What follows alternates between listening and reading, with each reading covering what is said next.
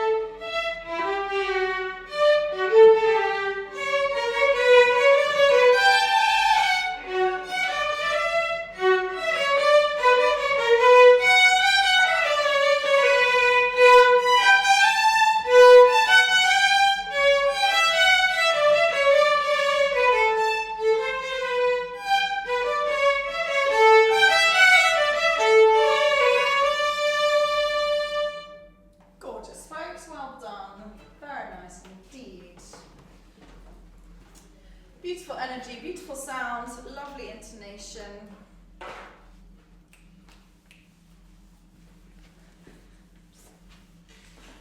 I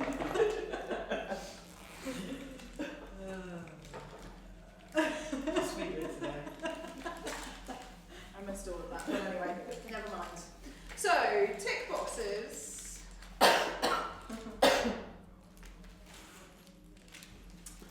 Memory. Grace notes.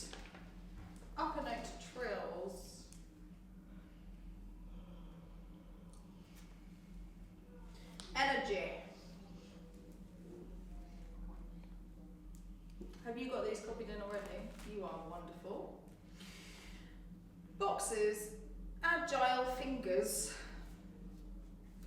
shift, there's just one, double stops, dynamics, bow distribution, intonation and tone. So there's quite a lot in this, isn't there? As I've said many times before, but I will continue to remind you, you don't need to put all of these boxes in every child's book, but tailor them to what they need and bear in mind the balance between the good feeling they will get if you write a box and tick it straight away, and the reminders that they need of the things that they won't remember without you writing it in. So try and mix up some boxes that they're either going to get very easily or they've already got by the time you write them in, with things that they need to work on. So it's like Suzuki, innit? I think everyone will need a repetition box halfway through 12 to halfway through 14.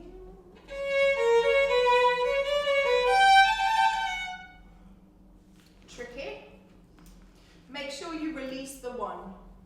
So, and when you write that box in, for them, write that it starts on up, otherwise they'll practice it the wrong way around. So if they just stick the one down, you'll get that lovely slide, which is great in some places, but not in bar.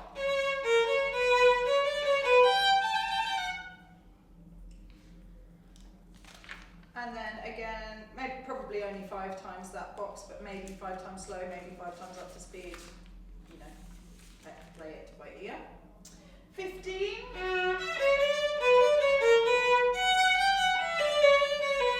I would keep the second half of that box in because everybody wants to do 2 bows, not one in the dee-doo-doo-doo. This is strange bowing. Probably editorial, but never mind. And then halfway through 19, for the low 3, keeping the 2 down. Have you got that written in, Kit? Yeah. Is the 3 big? On What? C sharp. I play it as a 2. That's That's just, that's why yeah. I'm asking you, because Oh. I saw that. Why are you playing it as a 2? it's just easy for me. I don't know. Can you give me a reason why it's worth practicing it with the 3 until it becomes easier?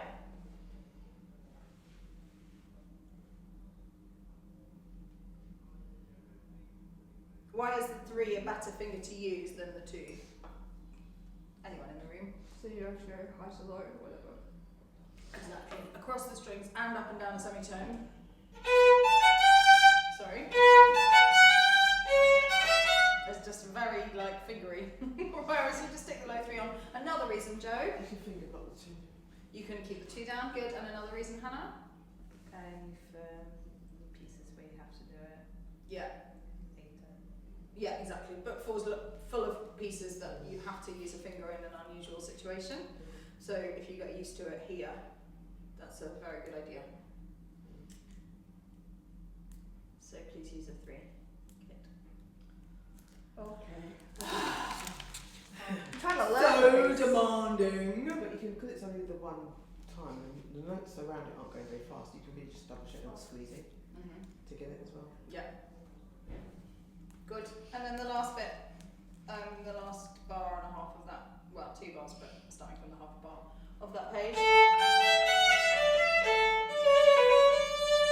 That is really to get them organising their bow. You want to make sure that they're doing big bow, little bow, little bow. So then you've got a small bow, and then you've got more than half the bow to do this. Because what will happen is that. That's what you'll hear a lot of. That's what you need to help them not do. Don't do that. Precisely. Okay. General thoughts about the first gavotte? Kit, something you're listening for? Upbeatness. Yeah, very good. A gavotte always starts remember this? We talked about it recently. Apart from. Oh yeah. Apart from Gossec, why is that go anyway? Whatever. There are, I think, lots of different types of gavottes as the actual, in terms of dances. There's Because some it ones. starts off strong. Like it's like a lifty kind of thing. Yes, it starts on the upbeat. Mm. So apart from occasionally, I don't know, you could research it for us if you like, or not. But Doing some weird shit.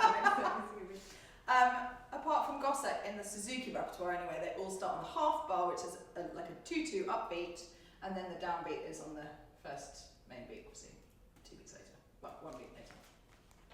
Good, well done. Joe, another thing about the first page to look for? That you're catching those upbeats quite well. The speed of the bow. And things like that. Yes, the speed, and you said it catching. Make sure you've got the contact, not just because it won't. There's going to be certain action as well. Yeah, exactly. Yeah. Perfect. Rather than And pushing through and making it sound yes. like, yeah, great. Hannah, one more thing. Is that the same thing as the lips? Well, connected, but I think you could say lifts was a separate thing as well. Yes. And I haven't put lifts in the boxes. I think all of mine lift by the time they get to here, but it does depend how you've taught, and so you might put it in review, you might not want it lifted, you might put it in straight away, it's up to you. Good. It's from an orchestral serenade, so they can imagine the whole orchestra, probably string orchestra. I know it's a full orchestra. It's a full so Bryson will bring it as well. Okay. Cool. Because you can kind of really hear it. Thanks. Right. At the top of page 21, please write preview Bach Bourrée, bars 1 and 2, and 19 and 20.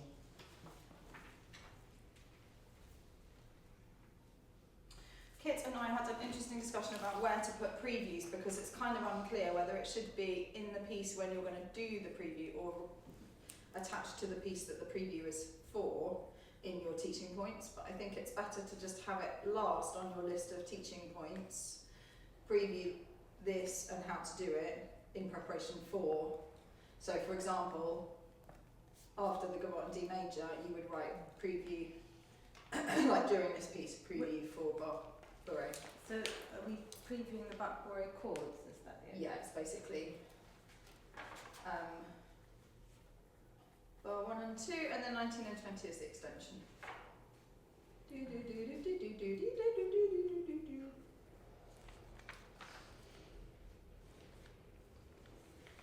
Good. So you've got the one shift. You know, that might need to be in a box, may not, depends how their shifting is. In terms of bow division, distribution, the second phrase of big bow, say at the upper half.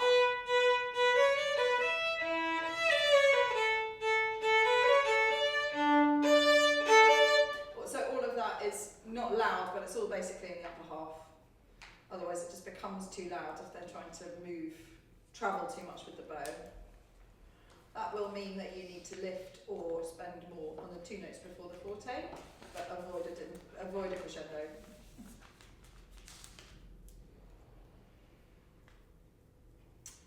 Please write in your book video box for bar 12 halfway through to the end of that line, or at least to the E. Yeah. So many, unless you've got a violinist parent, not even just a musician parent, but a violinist or a cellist parent or violist, they're not going to understand this bowing. It makes like very little sense to anyone who doesn't play a bowed instrument. I like the idea of a video box. Good. So I will just video it for them. So and explain to them and the child obviously that it's a 3 slur and then a hook. 3 slur and then a hook. 3 slur. So Hannah, what would you do as prep for that? If that's too much to take on. Yeah, exactly. Which is exactly the same as what they've done ages and ages and ages ago, so that's brilliant, exactly. And then take lots of time, stop, tell them up bow. And it kind of helps them to think about this.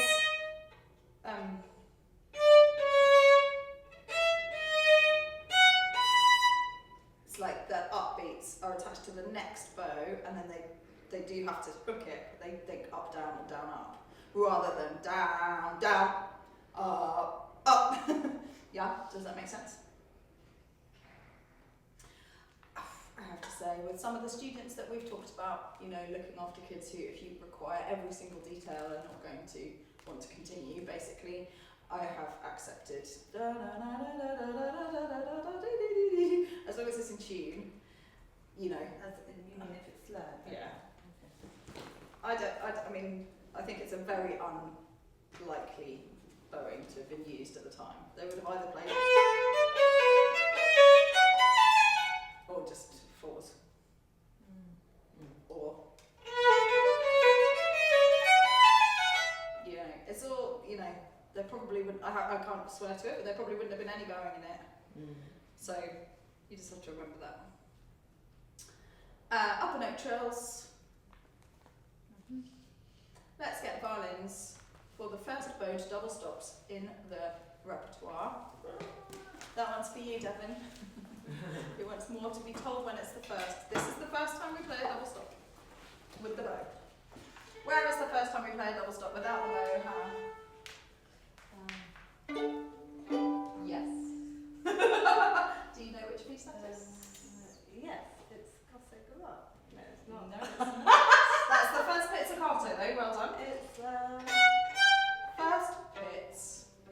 well, my brain's That's the what I say. So. Do you know which piece it is? Without looking Do you know which piece it is? This Yeah. one that never sticks in my brain. Yeah, that makes sense. Give up for me. Yeah. Thomas. Thomas is give up. Thomas is come up. Yeah, Thomas wrote Gavotte from Mignon. Mignon is the opera. Yeah, like Meditation from Thais. Meditation's the piece from the opera Thais by Massenet. One of those ones that got three parts to the name and composer. Okay, so you've got a choice to make as to whether you're going to keep the C sharp down, the 2 on, all the way through to the second C sharp. First of all, you can choose not to play them at all. The third one. Sorry, do you want to tune it properly?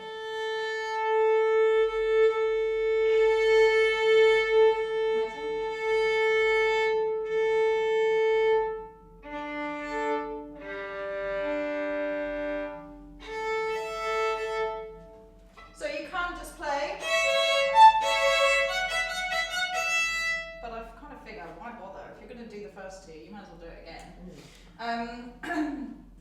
And it's got the sort solo on it.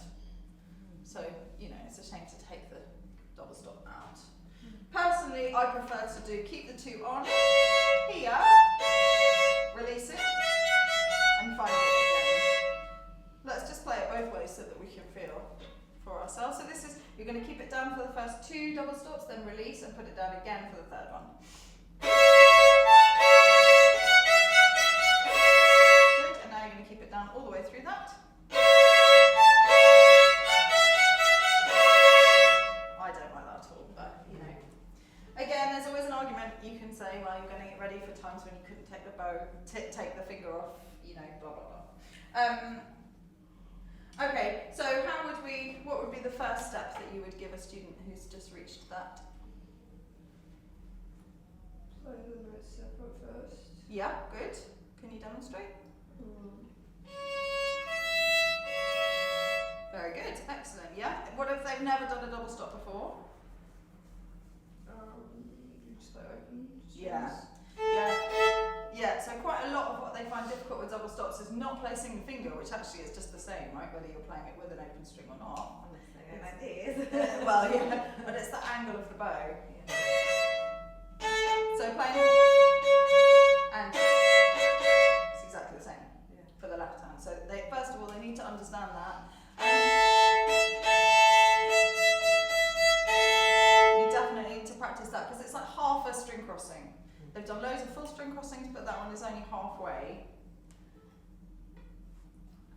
And I think a good preview to do, in fact, if we flick back a few, maybe we could start getting the students to play their open strings while you tune them. Where shall we put that in? Maybe during Becca?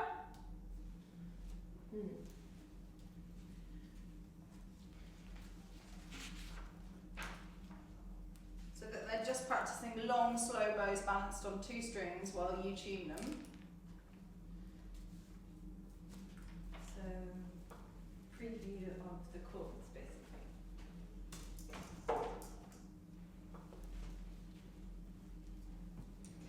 This is when I start doing the don't play this one back, but with 7 strings. With 7 strings. Well, I call it 7 strings. What the chords? Oh, yeah. Yeah. Very good. I think someone else told me that. It's not an original. No such thing, I don't think, anyway. Yeah, probably everything's done before.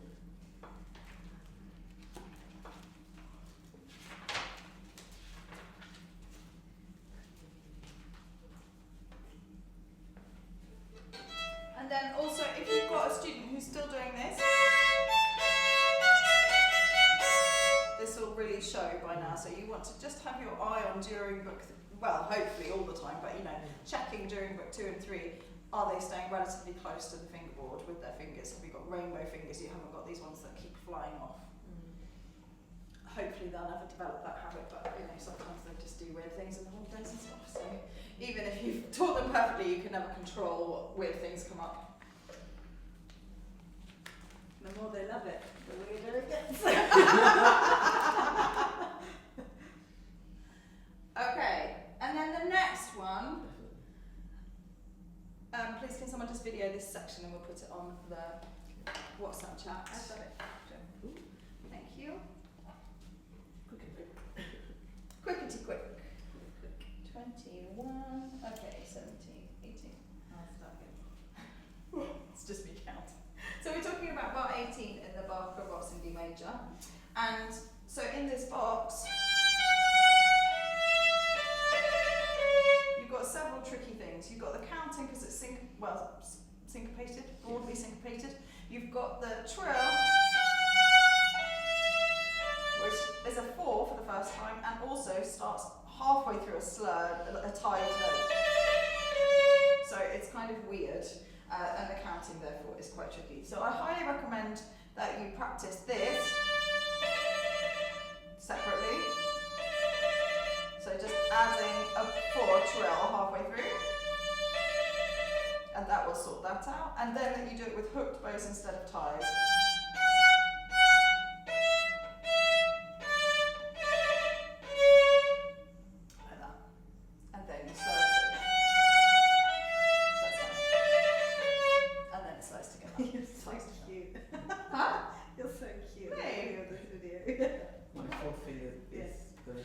Aim to sound like that. What am I doing? It's just like all cute. Well, thank you, I'll take it. So that would be a good video box as well. I mean, most boxes. No, lots of boxes would be good with videos.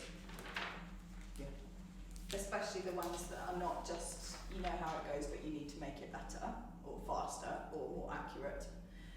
But the ones that actually have technical challenges in them that the children and their parents may forget at home. Such as, you could put this in a box, and come back with a student a week later,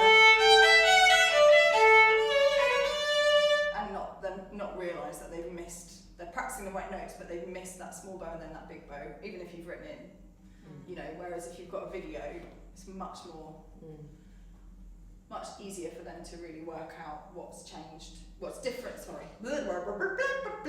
rewind. It's much easier for them to work out what's different between what they're doing and what you're doing in a video than from looking at the music and trying to work out what they've missed. That was better, wasn't it? Yeah. So cute. Hal yesterday, he was really nervous about playing it for weeks. He's been saying, I don't want to do my solo, and I've just been saying, I'm not going to make you, but we're just going to assume that you're going to do it right until the moment in the concert, and then during the moment in the concert you can say no. And then in the rehearsal he was kicking off saying he didn't want to do it, and so I said, well, should we get Mum to record it, and then if you decide you don't want to do it, we can just play the video. And he said yes. I'm slightly nervous about that becoming a big thing, but I also think it's really great that they could. Yeah. But he was so cute. He was playing Happy and then Sad Go Tell Up Roadie, so he played the end. And then he goes.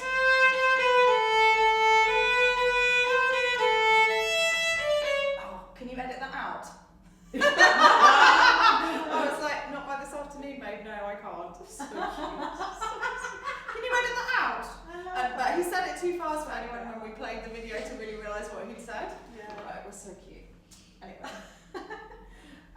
If you're not doing very many lifted strokes yet, this is a really good piece to make sure that you are doing them on, particularly the end of 21 in the second gavotte. I think I would put that as a lift right from the first time through, whereas those ones at the beginning, these ones, don't lift very much, and you probably would do that in review unless they're just automatically doing it. So whereas you want that come from the air, don't land then play.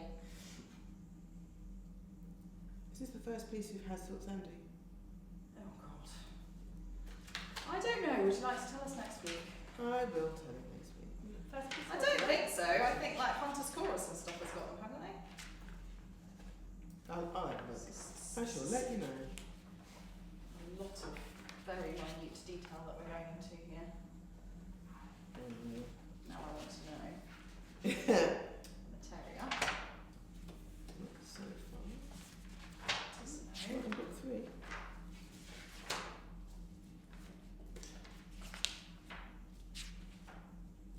Not for this one. They're probably not if they're not in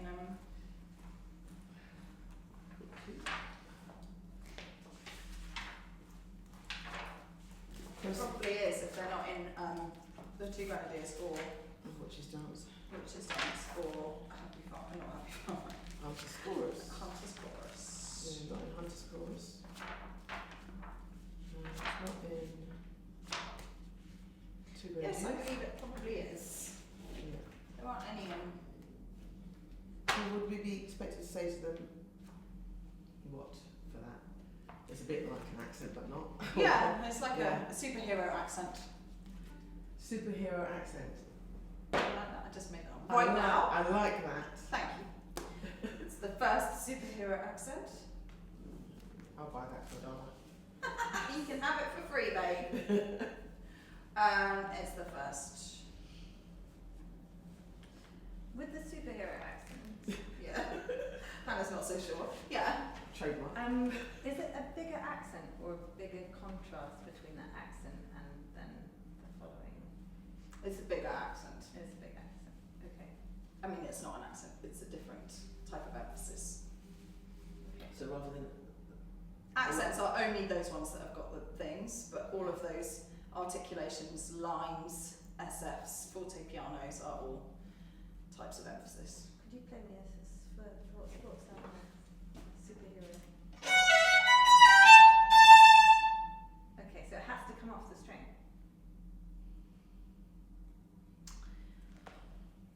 I think most of the time it probably would. Can you find me a no? Well, there may well be in book 4. Can you find someone? We'll talk about it in that context. Yeah. But I think also you can do them on the string. Like for example, if we put one in where there's not one, so if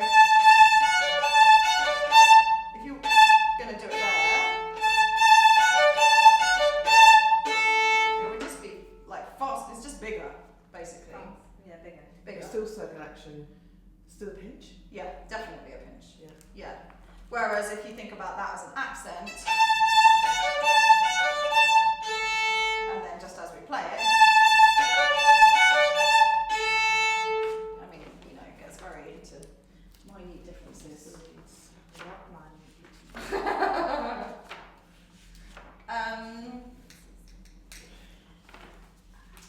It would be useful. Kit, could you Google the difference between sforzando and accents in classical music, please. We've got FZ Insights 2 Where? after the triplets. Dum. The two chords. Dum. Bum bum. No. Oh yes, wrong sites. Yeah. Yeah, so that is from the air. Yeah, because it's got the rest before it as well to emphasise that. And then, I mean, it's more of a romantic thing to write, like composers in a romantic, maybe classical, I should think. Probably coming in during classical, then from romantic onwards, it would be something that lots of composers would write as meaning a bigger accent. Surprise Symphony being one. Sorry? Surprise Symphony being one. I can't hear you. Surprise Symphony.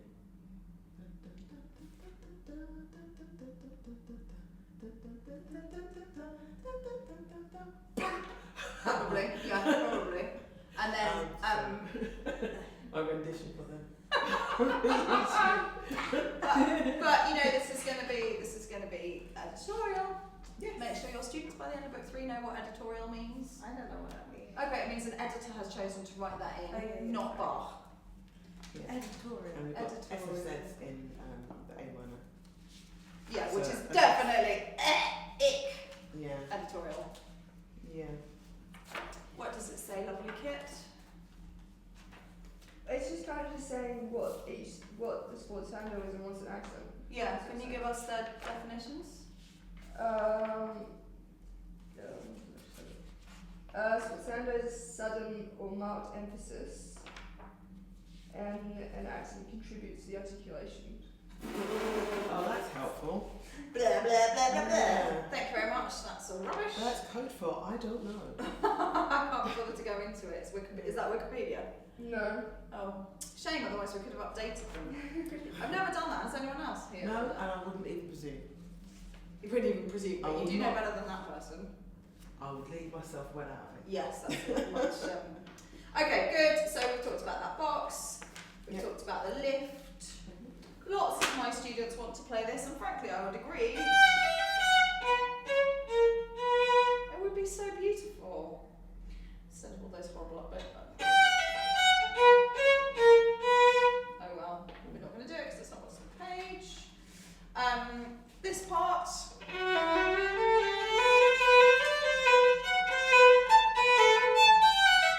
You need to be careful of them going and just running out of bow. So save, spend, do-do-do-do. But you know, they can do it a bit because it's only happening 3 times. They've got to reset to go back to where they started each time. Well, it doesn't matter if they travel a bit, Okay. but you don't want them Just travelling not a a lot. lot because otherwise they can't get the same phrasing. And then you've got this funny thing at the end of the second gavotte that the first time you need to repeat. Sorry, retake.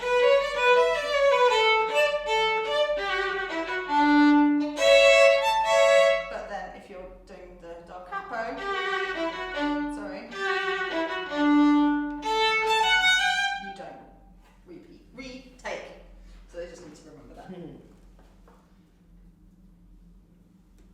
And generally you want to make sure that they have that sort of, you know, I've put energy, but that sense of dance feel and up lightness, you know, fun piece, not a stodgy, serious.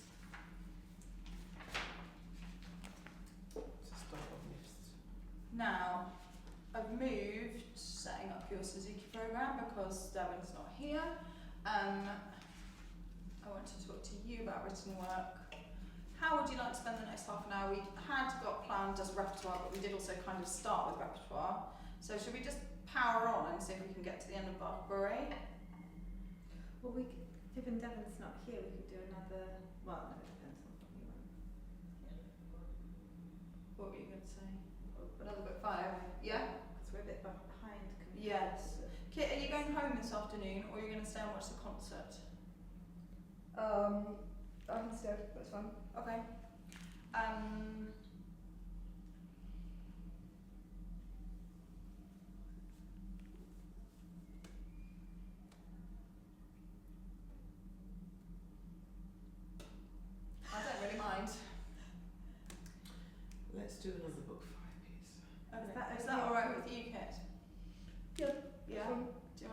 practice, or just chill, or stay? I'm going to try and work out the structures this and the next one. Okay, So great. that work. Okay, wonderful. There's also lots of practice help videos for Barbary on my YouTube channel, so maybe go and just watch some of them, either with your violin and practice alongside, or by just watching to kind of get some ideas. I don't even know what you just told me, but it doesn't matter. Stopped it. Have you stopped it? No, I'm trying to work out why it's not just playing for me. Come on, you stupid thing. Bye!